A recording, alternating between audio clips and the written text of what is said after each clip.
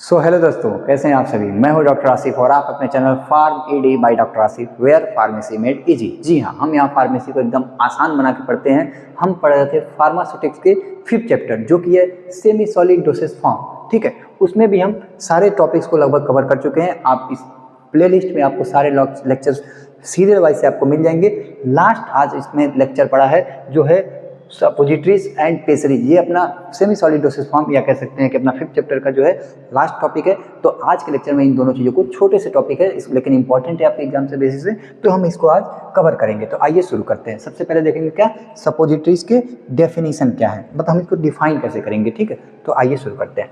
तो semi suppositories are solid और semi solid dosage form meant for inserter into the rectum, vagina and urethral. यानी कि यहाँ पे कहने का मतलब ये है कि सपोजिटरी दोनों तरह से इसको कैटेगराइज किया गया है। कहीं कहीं किताब में आपको लिखा हुआ मिल जाएगा कि सॉलिड डोसेज फॉर्म है और कहीं कहीं आपको सेमी सॉलिड डोसेज फॉर्म की कैटेगरी में देखने को मिल जाएगा। तो ये आप अगर सॉलिड लिखते हैं या सेमी सॉलिड लिखते हैं तो दोनों को दोनों सही है। और ये क्या होता है, एक प्रकार का डोसेज फॉर्म होता है जो किसके लिए बनाया गया है, तो इंसर्शन इनटू द बॉडी की कैविटी, यानी हमारे बॉडी के बहुत सारी जो कैविटीज हैं उन कैविटी के अंदर इंसर्ट करने के लिए हम इसको बनाते हैं। स्पेशली बात करें तो इसमें रेक्टम में रेक्टम सपोजिटरी होता है, वेजाइना के अंदर यूज करने के लिए वेजाइनल सपोजिटरी होता है, और यूरेथ्रा यानी कि पेनाइल वाले रीजन में अप्लाई करने के लिए यूरेथ्रल सपोजिटरी हो जाता है। तो ये हो गया हमारा सपोजिटरी का डेफिनेशन। अब देखिए उसके आगे का point, they melt soften and dissolve to exert local और सिस्टमिक इफेक्ट। यानी कि अगर आपको लोकल इफेक्ट पाना है, यानी कि रेक्टल वाले एरिया में जैसे पाइल्स वगैरह है, हेमोरॉइड्स वगैरह है वहाँ, या वेजाइनल कोई इन्फेक्शन हो गया है, या आपको यूटीआई की प्रॉब्लम है, तो ऐसे जगह पे लोकल इफेक्ट के लिए भी आप इसको यूज कर सकते हैं। और सिस्टमिक इफेक्ट यानी कि यहाँ से अगर आपके सिस्टम, बॉडी सिस्टम में भी कोई प्रॉब्लम है, जैसे अगर बहुत सारे बच्चों को देखिए अगर मतलब पॉटी की दिक्कत होती है, स्टूल पास नहीं होता है, तो ऐसे जगह में हम उसको इनेमास लगाते हैं जिससे क्या होता है स्टूल पास होता है। तो ये एक प्रकार का सिस्टमिक इफेक्ट है, यानी हम अपने पेट को खाली करने के लिए यूज कर रहे हैं। तो सिस्टमिक इफेक्ट और लोकल इफेक्ट दोनों तरीके से आप इसको अप्लाई, मतलब इफेक्ट लेने के लिए आप इसका क्या करते हैं, सपोजिटरी का उपयोग करते हैं। तो ये हमारा अगला पॉइंट हो गया। शेप की बात करें, मोस्ट इंपॉर्टेंट है यहाँ पे। अगर आप ऑब्जेक्टिव की बात करें तो शेप से क्वेश्चन बहुत ज़्यादा पूछता है। तो इसका शेप क्या हो सकता है, तो कोनिकल हो सकता है, सिलेंड्रिकल हो सकता है, टॉर्पेडो शेप का हो सकता है। ये सबसे ज़्यादा इंपॉर्टेंट है और ये सबसे ज़्यादा पूछता है। अभी हम डिटेल में आगे बात भी करेंगे कि कौन सा इनमें से कौन सा किस प्रकार के शेप का होता है और किस साइज क्या होती है, इसके बारे में हम डिस्कस करेंगे। अब देखिए, सपोजिटरी बनाने के लिए कोई ना कोई बेस लेना होता है। बेस यानी कि जिसके अंदर दवा को घोलेंगे। तो सबसे पहले हम सपोजिटरी बेस को लेते हैं, उसी बेस के अंदर दवा को इनकॉर्पोरेट कर देते हैं, यानी कि डाल देते हैं, और उसको पूरा प्रॉपर तरीके से बना के मिक्स कर देते हैं, पैक कर देते हैं, फिर उसको यूज करते हैं। तो अगर सपोजिटरी आप बनाने जा रहे हैं तो उसके अंदर क्या बेस कैसा लेंगे, इसके बारे में देखते हैं। तो बेस क्या होता है, कोका बटर। देखिए सबसे बेस्ट की बात करें तो कोकोआ बटर सबसे बेस्ट हमारा क्या होता है, सपोजिटरी बेस होता है। लेकिन इसमें बहुत सारे कुछ दवाइयाँ ऐसी हैं जो कोका बटर में आप डालेंगे तो क्या हो जाएगा, खराब हो जाएगा। तो कुछ दवाइयों में क्या करते हैं, इसका उपयोग नहीं करते, हमारी दवाइयाँ स्टेबल नहीं होती हैं। लेकिन अगर मैक्सिमम की बात करें सबसे अच्छा तो कोकोआ बटर ही सबसे बेस्ट होता है बेस हमारा। और क्या हो सकता है, ग्लिसरोजिलेटिन, पॉलीइथाइलिन ग्लाइकॉल, ये भी बहुत ही अच्छा हमारा बेस है। ठीक है, इंपॉर्टेंट की बात करें तो ये आपको शेप और यहाँ पे ये दोनों चीज़ को आपको याद रखना है। यूज की बात करें तो लोकल एक्शन के लिए, जैसे हमने बताया कि जहाँ पे आपको दिक्कत है वहीं पे आप अप्लाई करके अपना उसका उपयोग ले सकते हैं बॉडी की कैविटी में। जैसे लेक्सेटिव की तरह ले सकता है, सूथिंग इफेक्ट के लिए, इन्फ्लेम्ड टिश्यू यानी कि कहीं सूजन वगैरह है तो वहाँ पे आप इसको अप्लाई कर सकते हैं लोकल के लिए। सिस्टमिक एक्शन की बात करें तो एंटीमेटिक यानी कि उल्टी अगर बहुत ज़्यादा हो रही है तो दवा आप पेट से देंगे, मतलब ओरल से देंगे, पेट में जाएगा तो उल्टी हो जाएगी, वो दवा बाहर निकल जाएगा, एब्जॉर्ब नहीं हो पाएगा, आपको इफेक्ट नहीं मिल पाएगा। लेकिन आप रेक्टल रूट से दे देंगे तो उल्टी नहीं होगी, वहाँ से हमारे बहुत सारे रेक्टल एरिया में पतले पतले नसें होती हैं, यानी ब्लड वेसल्स होते हैं, वहाँ से एब्जॉर्ब होकर दवा हमारे सिस्टम में पहुँच जाएगी और हमको इससे दिक्कत जो है वो सही हो जाएगा, मिल जाएगा हमको सिस्टमिक एनाल्जेसिक इफेक्ट। और एंटीपायरेटिक यानी बुखार के लिए भी आप इसका उपयोग कर सकते हैं। तो ये सारे हमारे सिस्टमिक इफेक्ट हो गए और ये हमारे लोकल, यानी कि ये लोकल और सिस्टमिक दोनों प्रकार के इफेक्ट लेने के लिए हम सपोजिटरी का उपयोग कर सकते हैं। ठीक है, तो ये हो गया हमारा सपोजिटरी। अब इसका देखेंगे एडवांटेज क्या है, यानी कि इसके फायदे क्या हैं। तो फायदे में देखेंगे एडवांटेज में, यूजफुल इन वोमिटिंग, जैसे हमने बताया कि अगर वोमिटिंग हो रहा है या कोई पेशेंट अनकॉन्शियस है जो माउथ से दवा नहीं ले सकता है, तो ऐसे केस में हम इसको प्रीफर कर सकते हैं कि कौन से रूट से देते हैं, हम सपोजिटरी रूट से यानी कि बॉडी की कैविटी में रेक्टल या अदर रूट से इंसर्ट कर दें। तो ये हमारा बहुत ही अच्छा फायदा है। दूसरा इससे बहुत बेहतर फायदा क्या होता है कि बाईपास गैस्ट्रिक इरिटेशन, यानी कि आप कह सकते हैं सीधे सीधे फर्स्ट पास मेटाबॉलिज्म को क्या करता है, अवॉइड कर देता है। अब फर्स्ट पास मेटाबॉलिज्म क्या होता है कि देखिए, जैसे हम ओरली दवा को लेते हैं तो वो दवा ब्लड में जाने से पहले हमारे लीवर के संपर्क में आती है, उसके बाद से हमारे ब्लड में पहुंचता है। तो जैसे ही लीवर के संपर्क में आता है तो लीवर उसकी दवा के कुछ अमाउंट को क्या करता है, खराब कर देता है। सपोज करिए अगर 500 mg की दवा खाएं तो 300 mg हो सकता है हमारा लीवर उसको खराब कर दे, तो कहेंगे 300 दवाइयों का मतलब 300 mg दवाई का क्या हो गया, फर्स्ट पास मेटाबॉलिज्म हो गया। अब बचा 200 mg जो हमारे एब्जॉर्ब होकर कहाँ पे जाएगा, ब्लड में जाएगा। तो हमको इफेक्ट भी सिर्फ और सिर्फ कितने का मिलेगा, 200 mg का ही मिलेगा। तो वही क्या कह रहे हैं कि अगर आप रेक्टल रूट से दे रहे हैं तो हमारे ब्लड में सीधे एब्जॉर्ब हो जाएगा उस रूट से, लोकली रूट से, तो हमारे लीवर के संपर्क में नहीं आएगा। यानी कि हम क्या कर दिए, अवॉइड कर दिए किसको, फर्स्ट पास मेटाबॉलिज्म को, यानी कि पूरी की पूरी दवा एब्जॉर्ब होने के चांसेस ज़्यादा है। ठीक है। दूसरा क्या है, provide local and systemic effect. ये तो है ही भाई, हम लोकली इफेक्ट के लिए भी अभी पीछे हमने देखा है और सिस्टमिक इफेक्ट दोनों के लिए मतलब यूज कर रहे हैं सपोजिटरी का। डिसएडवांटेज की बात कर लें कि नुकसान क्या है, तो पेशेंट डिस्कम्फर्ट। देखिए रेक्टल रूट से या वेजाइनल रूट से खासकर देहात एरिया में लोग इसको प्रीफर नहीं करते, इस रूट को प्रीफर नहीं करते, उनको शर्म आती है या फिर बहुत सारी चीज़ें हो सकती है कॉन्सिक्वेंस, मतलब जो लोग इसको डिस्कम्फर्ट मतलब सुविधाजनक नहीं समझते हैं कि इंसर्ट करना नहीं चाहते बॉडी कैविटी के। हालांकि बेनिफिट तो है दोनों चीज़ों के लिए, लेकिन ये क्या होता है, आप कह सकते हैं कि मतलब रिचुअल से भी आप जोड़ सकते हैं कि रिचुअल से या फिर देहात के लोग इसको थोड़ा सा शर्म वाली चीज़ों से वो करते हैं, तो इसी वजह से क्या करते हैं, इसको प्रीफर नहीं करते हैं। तो ये होता है कि मतलब बना तो दिए लेकिन बहुत ज़्यादा इसका उपयोग नहीं हो पाता है। इर्रेगुलर एब्जॉर्प्शन, हो सकता है कि कहीं पे ब्लड वेसल ज़्यादा कम है तो इसके एब्जॉर्प्शन को आप कंट्रोल नहीं कर पाएंगे। ये इर्रेगुलर टाइप का एब्जॉर्प्शन होता है, कभी कभी बहुत ज़्यादा होगा कभी कम होगा, बहुत ज़्यादा हमारे कंट्रोल में नहीं हो पाता है।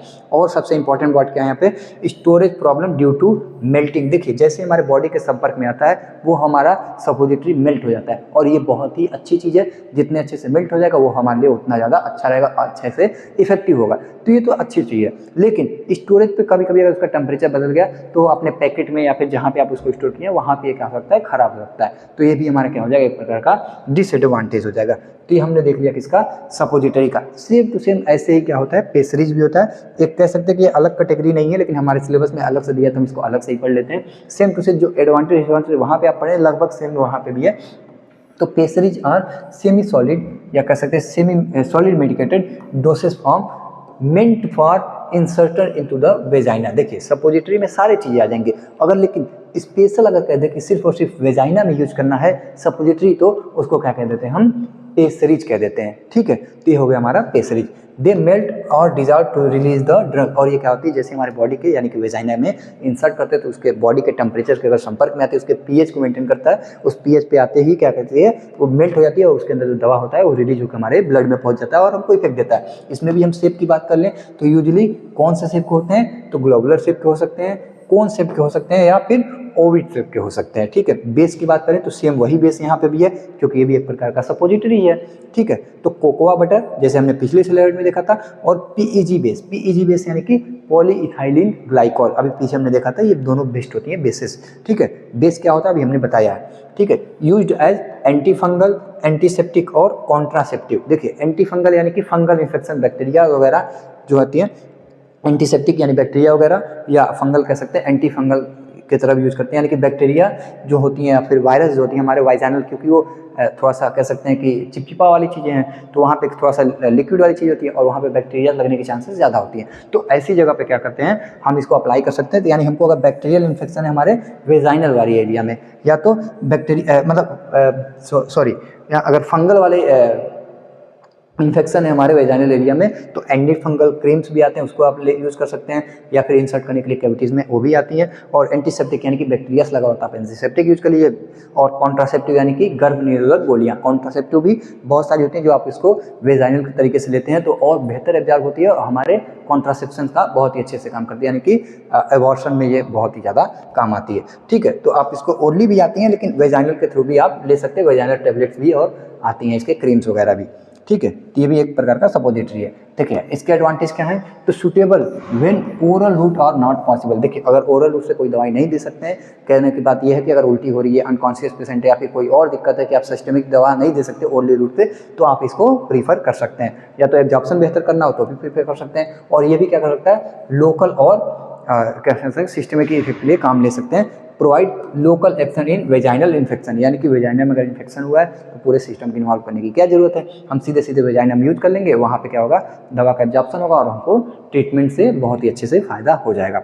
ठीक है, डिसएडवांटेज क्या है, तो वही पेशेंट की हेजिटेशन यानी कि डिस्कम्फर्ट, पेशेंट लेना नहीं चाहता, इस रूट को यूज नहीं करना चाहता, वो चाहता है दवा खा ले लेकिन इंसर्ट करने की जरूरत ना पड़े, तो लोग इसको बहुत ज़्यादा प्रीफर नहीं करते हैं। इनकन्वीनिएंट टू कैरी, और इसको कैरी करना भी थोड़ा सा कॉम्प्लेक्स होता है क्योंकि टेम्परेचर वगैरह को मेंटेन करने में दिक्कत होती है।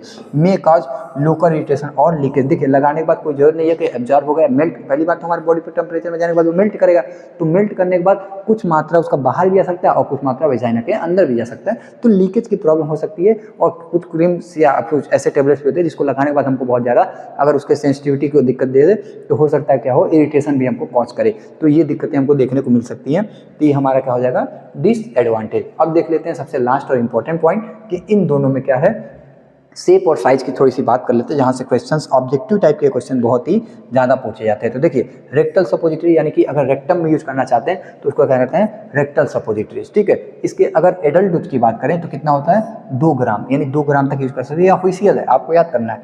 ठीक है, चिल्ड्रन के अंदर कितना होना चाहिए, 1 ग्राम। सबसे इंपॉर्टेंट क्या है कि इसके शेप से पूछता है क्वेश्चन, तो शेप कैसा होता है, टर्पेडो शेप, यानी कि अगर आप रेक्टल रूट से यूज करना चाहते हैं तो 2 ग्राम दे सकते हैं एडल्ट में, 1 ग्राम दे सकते हैं चिल्ड्रन में, और इसका शेप जो बनाएंगे आप ये समझ सकते हैं कि टर्पेडो शेप यानी कि बुलेट की शेप की तरह से होता है। ठीक है, बुलेट शेप, तो ये आपको कर सकते हैं। वेजाइनल को जैसे हमने अभी पढ़ा है कि वेजाइनल शेप सपोजिटरी को क्या कहते हैं, पेसरी कहते हैं। अच्छा, इसके साइज की बात कर लें तो वेजाइनल टेबलेट जो आते हैं या कैप्सूल जो आते हैं कितने होते हैं, 3 से 5 ग्राम के होते हैं। ठीक है, और इनका जो शेप होता है क्या, ज़्यादातर क्या होता है, ओवी फॉर्म का होता है, ग्लोबुलर भी हो सकता है लेकिन ओवी फॉर्म ज़्यादा पूछता है। ठीक है, यूरेथ्रल को क्या कहते हैं, स्पेशल टर्म जो होता है उसको क्या कहते हैं, वगीज कहते हैं, यानी कि यूरेथ्रा में अगर इंसर्ट करने वाली कोई सपोजिटरी है तो उसको स्पेशल टर्म में क्या कहते हैं, बगीज कहते हैं। ठीक है, क्या बगीज।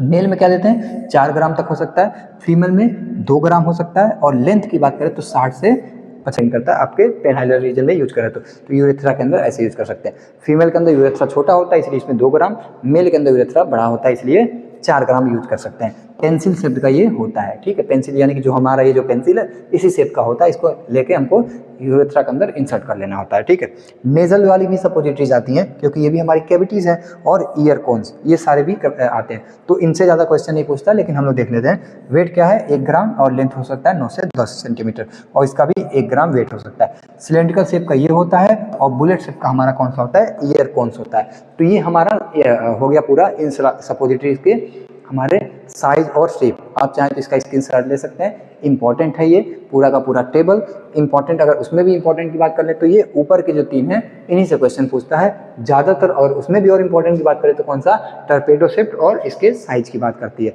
तो आई होप आपको सारी चीज़ें अच्छे से समझ में आई होगी। कोई डाउट हो तो आप कमेंट सेक्शन में पूछ सकते हैं।